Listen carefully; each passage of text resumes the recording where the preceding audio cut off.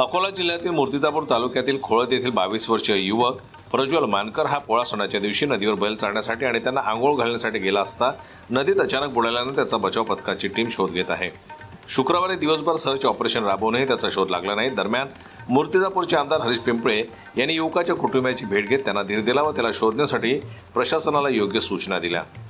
प्रज्वल अविनाश मानकर हा 22 वर्षीय युवक शुक्रवारी सकाळी 8:30 ते 9च्या दरम्यान आपल्या बैलांना पेढी नदीकाठावर घेऊन गेला होता। पोळा सणानिमित्त बैलांना चारण्यासाठी व त्यांची आंघोळ घालण्यासाठी तो नदीकडे गेला असताना अचानक पुराच्या पाण्याचा जोर वाढला आणि प्रज्वल उर्फ शंतनू याला पाण्याच्या प्रवाहासोबत वाहत गेला।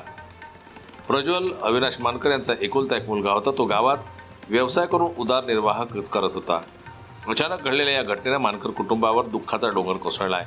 घटनेची माहिती मिळताच आमदार हरीश पिंपळे यांच्यासह मूर्तिजापूर येथील तहसीलदार शिल्पा बोबडे, निवासी नायब तहसीलदार रवींद्र राऊत यांनी घटनास्थळी धाव घेतली।